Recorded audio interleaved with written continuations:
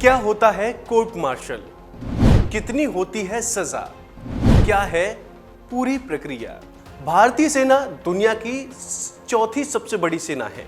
America, रूस और चीन के बाद भारत का नाम आता है। लेकिन जितने भारतीय सैनिक के शौर्य के किस्से हैं, ठीक वैसे ही इसके कानून भी हैं, और उन्हीं कानूनों में से एक है कोर्ट मार्शल।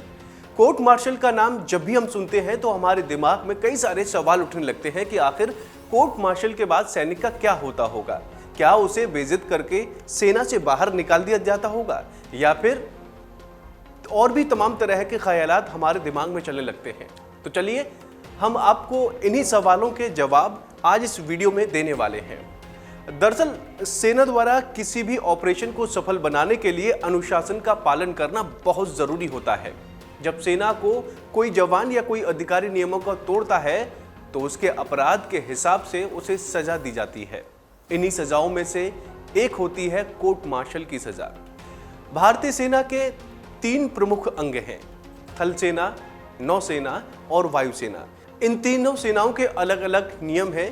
किसी देश के खिलाफ युद्ध में सेना के इन तीनों अंगों की अपनी अलग अलग भागीदारी होती है।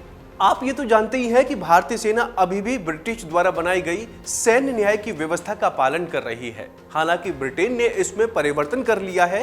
भारत में 1857 के विद्रोह के पहले कोर्ट मार्शल जैसी कोई व्यवस्था नहीं थी, लेकिन इस विद्रोह के बाद सेना में अनुशासन बढ़ाने के लिए आर्मी कोर्ट की स्थापना की गई और सेना के कमांडेंट को यह अधिकार दिया गया कि वो कानून तोड़ने वाले व्यक्ति को दंड दे। आपको बता दें कि सेना में जब किसी सैन्यकर्मी के ऊपर कोई आरोप लगता है तो सबसे पहले उसकी जांच के लिए COI यानी कोर्ट ऑफ इंक्वायरी शुरू होती है। ये ठीक इसी तरीके से है जैसे सिविल पुलिस में FIR दर्ज होती है। कोर्ट ऑफ इंक्वायरी के पूरे मामले की जांच होती है, लेकिन खास बात यह है कि यहाँ कोई सजा नहीं दी जाती है। इंक्वायरी के दौरान पूरे मामले के गवाहों के बयान दर्ज होते हैं, ठीक वैसे ही जिस तरीके से सिविल पुलिस CRPC के सेक्शन 161 के तहत स्टेटमेंट रिकॉर्ड करती है। कोर्ट ऑफ इंक्वायरी के आधार पर ही जिस सैन्यकर्मी पर आरोप लगते हैं उसके कमांडिंग ऑफिसर एक चार्जशीट तैयार करते हैं। ये प्रक्रिया पूरी होने के बाद जनरल कोर्ट ऑफ मार्शल की प्रक्रिया शुरू होती है। ये ठीक वैसा है जैसे सिविल पुलिस की इंक्वायरी के बाद कोर्ट में ट्रायल शुरू होता है।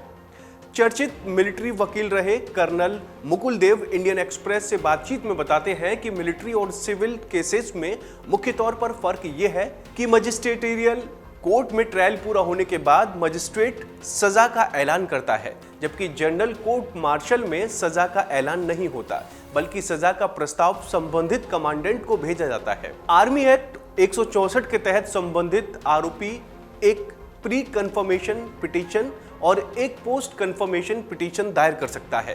Pre confirmation petition army commander के पास जाती है, जबकि पोस्ट कन्फर्मेशन पिटीशन सरकार के पास दाखिल की जा सकती है। अगर इन दोनों से ही संबंधित सैन्यकर्मी को राहत नहीं मिलती है तो वो आर्म्ड फोर्सेस डिस्ट्रीब्यूशन के पास जा सकता है, जिसके पास सजा को रद्द करने का अधिकार है। लेकिन यहाँ आपको यह भी बताना जरूरी है कि थल सेना में किया जाने वाला कोर्ट मार्शल सेना अधिनियम 1950 के मुताबिक किया जाता है। इसमें दुष्कर्म, हत्या तथा गैर इरादतन हत्या के मामलों में कोर्ट मार्शल नहीं किया जाता है, क्योंकि ऐसे मामलों को सिविल पुलिस को सौंप दिया जाता है। हालांकि आर्मी भी अपने स्तर पर जांच करती है, लेकिन जम्मू कश्मीर या पूर्वोत्तर सेना में चाहे तो ऐसे मामले अपने हाथ में ले सकती है। इसमें त्वरित सुनवाई कर आरोपी को सजा देने का प्रावधान है। कोर्ट मार्शल मुख्य रूप से 4 प्रकार का होता है, लेकिन तीनों सेनाओं में इसे विभिन्न कानूनों के तहत किया जाता है। Number 1, general court martial. इसमें जवान से लेकर अफसर तक सभी जवानों को दंडित करने का अधिकार होता है। इसमें जज के अलावा 5 से 7 लोगों का पैनल होता है। ये कोर्ट दोषी को सैन्य सेवा से बर्खास्त, आजीवन प्रतिबंधित या फांसी की सजा तक दे सकती है। साथ ही इसमें युद्ध के दौरान अपनी पोस्ट छोड़कर भागने वाले सैन्य कर्मियों को भी फांसी देने का प्रावधान है। डिस्ट्रिक्ट कोर्ट मार्शल, ये कोर्ट सिपाही से JCO लेवल के लिए होती है। इसमें 2 से 3 मेंबर मिलकर सुनवाई करते हैं। इसमें अधिकतम 2 साल की सजा होती है। Summary general court martial, Jammu Kashmir जैसे प्रमुख फील्ड इलाके में अपराध करने वाले सैन्य कर्मियों के लिए होती है। इसमें बहुत तेजी से निर्णय लिया जाता है।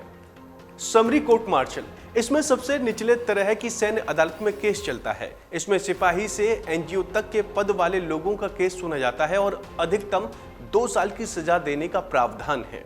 आपको बता दें कि हाल ही के सालों में जम्मू कश्मीर में मानवाधिकार उल्लंघन के तमाम मामले सामने आए। सरकारी आंकड़ों के मुताबिक 2017 से 2022 के बीच भारतीय सेना द्वारा मानव अधिकार उल्लंघन के 100 और एयरफोर्स के 8 ऐसे मामले आए। साल 2021 में सरकार ने संसद में बताया था कि अधिकतर शिकायतें फर्जी पाई गई थीं।